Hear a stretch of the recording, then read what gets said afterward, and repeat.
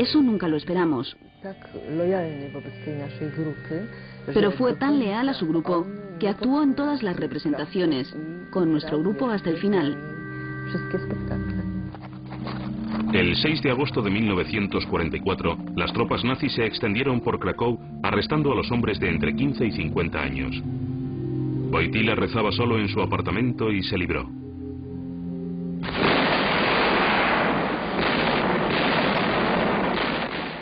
Al día siguiente, el arzobispo de Cracovia, temiendo por las vidas de sus seminaristas clandestinos ya que la batalla se aproximaba, los reunió para esconderlos en su palacio, el que un día ocuparía Wojtyła como arzobispo. Desde que él no había ido a trabajar, Wojtyła sabía que los nazis le estarían buscando. El arzobispo temía dejarnos salir de la ciudad porque pensaba que teníamos documentos falsificados. Temía que fuéramos reconocidos por alguien que supiera que nos buscaban.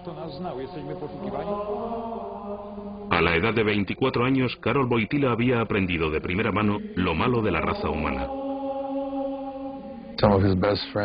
Algunos de sus mejores amigos fueron llevados a Auschwitz. Él vio gente asesinada, apaleada en las calles. Creo que fue una de esas experiencias que endurecen a una persona. Tenía 19 años cuando todo esto solo empezaba. Ese otoño, cuando la lucha se acercaba, no había razón en particular para pensar que el palacio del arzobispo o que todos los sacerdotes podían mantener vivos a los seminaristas noche tras noche.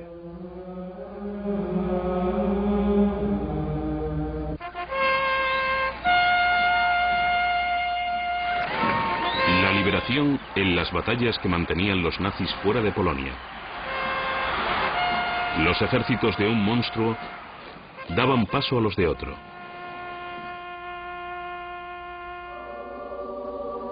Karol Wojtyła fue ordenado sacerdote en 1946 y la Iglesia le dio su primer billete fuera de Polonia. Fue a conocer el Vaticano, construido sobre la tumba de San Pedro, el hombre de cuyo trono Karol Wojtyła tomaría fuerzas para su lucha contra los sucesores de Stalin. A la edad de 28 años, Wojtyła volvió a Polonia.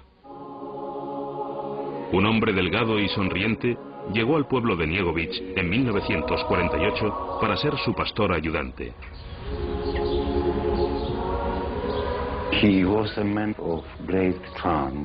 Era un hombre encantador, muy sencillo y por supuesto con una gran cultura e inteligencia.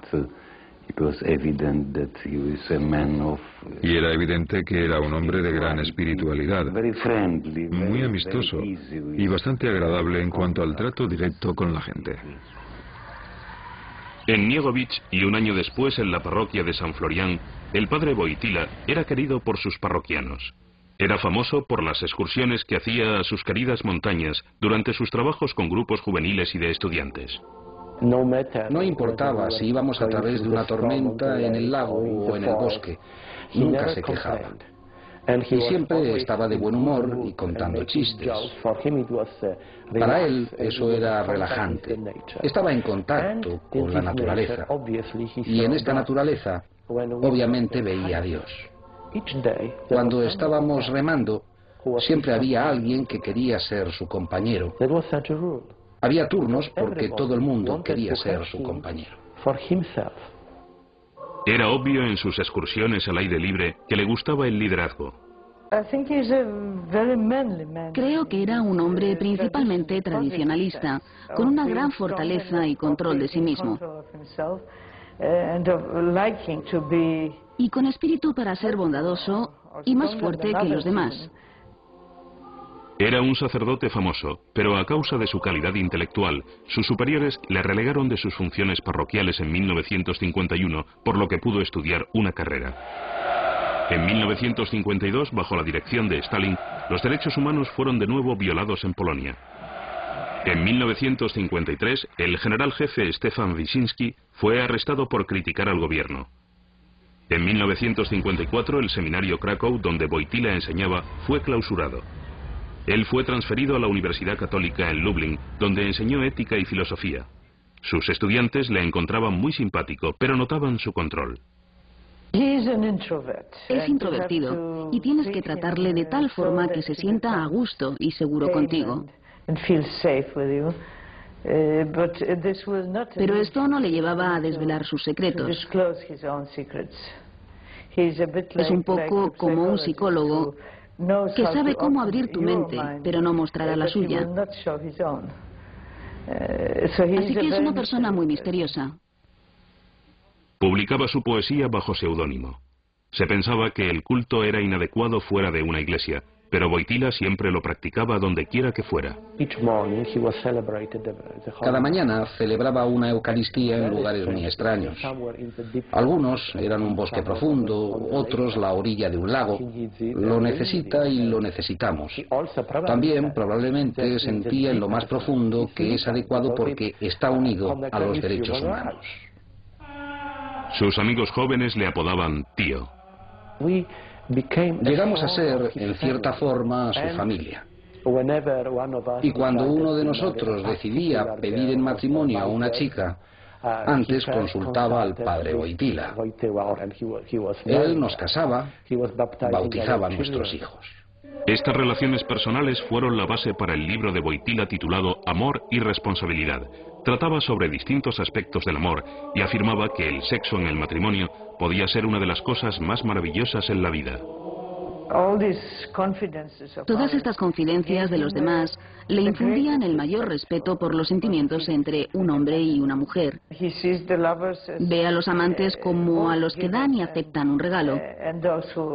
Esto fue en esa época, hace mucho tiempo, muy novedoso. Porque nosotros estábamos acostumbrados a que la Iglesia nos hablara de la sexualidad en términos de tener hijos. Él enseñó que nadie puede ser utilizado como fin. La dignidad inviolable de todo ser humano había llegado a ser lo más importante para Juan Pablo II en moralidad y política.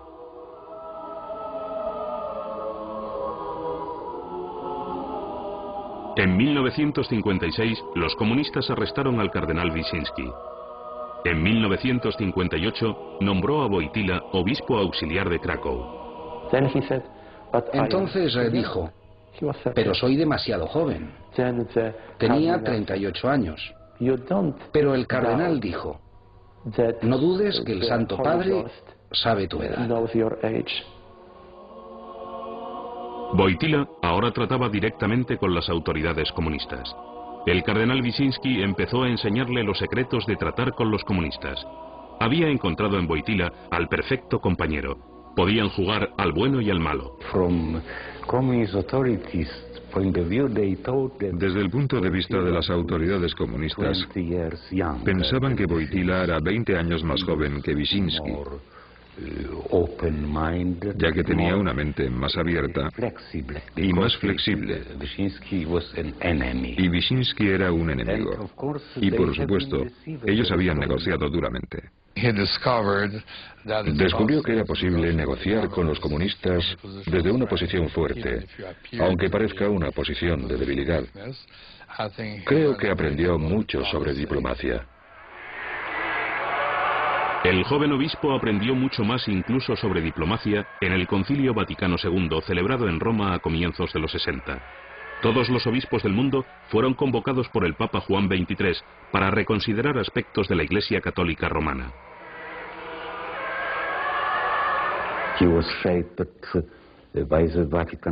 Fue formado en este concilio.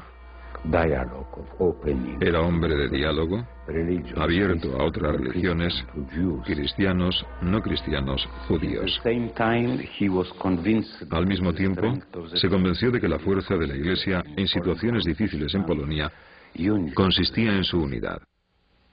Un punto tratado en una entrevista antes de llegar a ser papa. The church in Poland is living its own life.